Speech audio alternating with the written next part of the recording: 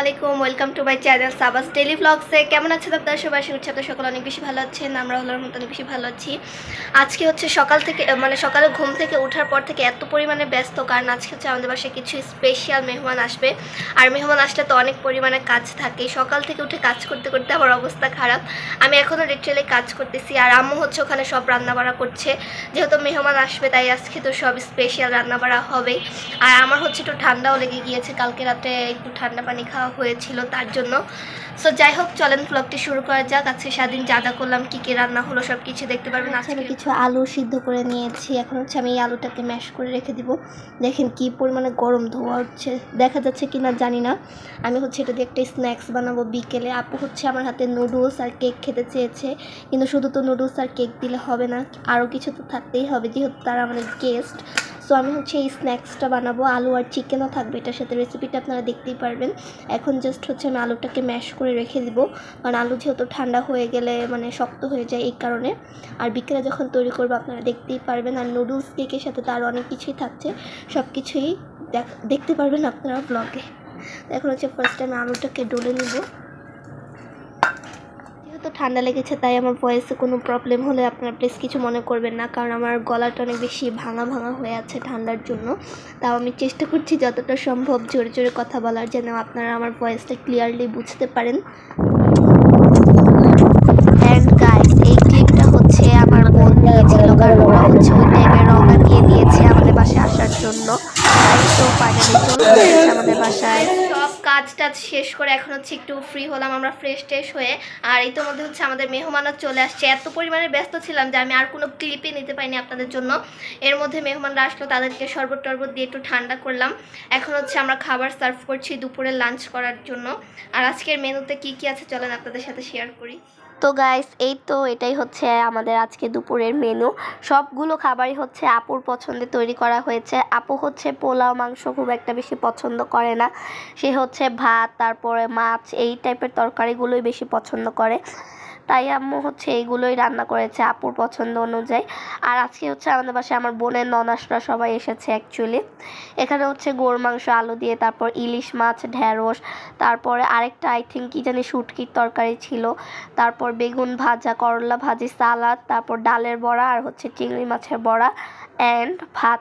এগুলোই ছিল আজকের মেনু। আর আপুরা যেহেতু হজ করে এসেছে তাই হচ্ছে আপু ক্যামেরার সামনে আসেনি, এই কারণে হচ্ছে যা যা আয়োজন করা হয়েছে তাই শেয়ার করলাম। আমরা খাওয়া দাওয়া করবো, খাওয়া দাওয়ার পরে দেখা হচ্ছে আপনাদের সাথে। খাওয়া দাওয়ার পরেও রেস্ট নাই, আমি হচ্ছে আবার বিকালে নাস্তা বানানোর জন্য চলে যাব।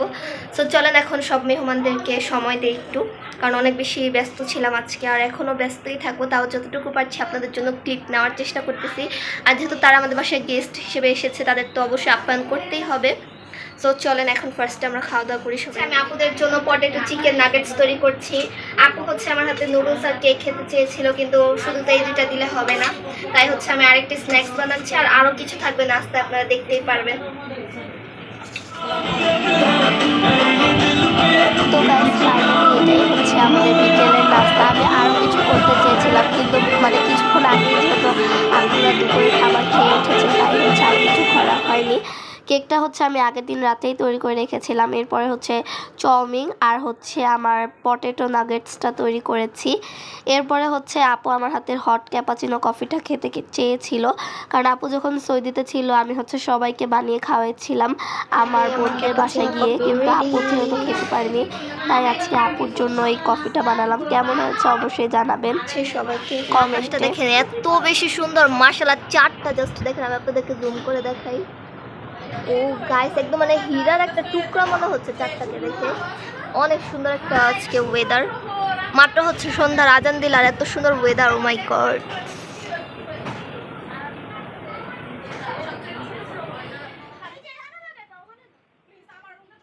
গেস্টরা হচ্ছে আমাদের জন্য আইসক্রিম নিয়ে আসছে, কারণ আমার হচ্ছে আইসক্রিম অনেক পছন্দ। আর আপু যেহেতু আমাকে অনেক বেশি ভালোবাসে তাই আমার পছন্দের সব খাবারই নিয়ে আসছে। আরও অনেক কিছু নিয়ে আসছে, সেগুলো পরে আপনাদের সাথে শেয়ার করছি। এখন যেহেতু একটু ব্যস্ত, এখন সব মেহমানরা চলে গিয়েছে আর আমার প্রচুর গরম লাগছে, তাই ভাবলাম আইসক্রিমটাই খুলি। দাঁড়ান, এটা খুলে তারপর শেয়ার করছি আপনাদের সাথে। অল্প একটু নিয়ে দিলাম, পরে হচ্ছে আবার খাবো। এখন জাস্ট একটু ট্রাই করি। আইসক্রিম আমার অনেক পছন্দের গাইস, কেউ আইসক্রিম আনলে পুরাটাই আমি শেষ করি, বাসার কেউ খাইতে পারে না আসলে আমার জ্বালায়। তো যাই হোক, এটা আমি এনজয় করি, পরে দেখাচ্ছি আপনাদের সাথে।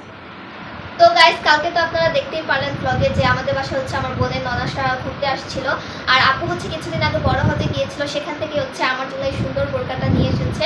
আমার জন্য আর আম্মুর জন্য, দুইজনের জন্য নিয়ে এসেছেন, কিন্তু আম্মু যেহেতু এখন পড়ছে না, আম্মু যখন পড়বে তখন আপনারা ব্লগে দেখতেই পারবেন। আর আমি আপনাদের সাথে শেয়ার করার জন্য হচ্ছে আজকে বোরকাটা পরলাম। আপু আরও অনেক কিছু দিয়েছে আমাদেরকে, কিন্তু সেই সব কিছু তো আসলে ভিডিও করা হয় না, সব কিছু শেয়ার করাও হয় না। চকলেট, টোস্ট দিয়ে বা আমার জন্য হচ্ছে জুয়েলারি আইটেম অনেক কিছুই নিয়ে এসেছে, সেগুলো যখন আমি পরবো আপনারা দেখতেই পারবেন ব্লগে। আপনারা যে ব্লগটা দেখতে পারলেন এটা হচ্ছে অগাস্টের 15 তারিখের ব্লগ। আমাদের বাসায় হচ্ছে আমার বোনের ননাসরা সবাই এসেছিল, আর আমার এত বেশি ঠান্ডার প্রবলেমটা বেড়ে গিয়েছে, মানে আমার গলা একদম ভেঙে গেছে। তো প্লিজ আপনারা কিছু মনে করবেন না, কারণ আমার এই গলা নিয়েই কথা বলতে হচ্ছে, আর এই গলা কবে ঠিক হবে আমি নিজেও জানি না। তো কবে আপনাদের সাথে ব্লগ শেয়ার করব আর কবেই বা ভয়েস দিব আমি নিজেও জানি না। অনেক বেশি কষ্ট হচ্ছে কথা বলতে, তাও আপনাদের সাথে কথাগুলো শেয়ার করছি।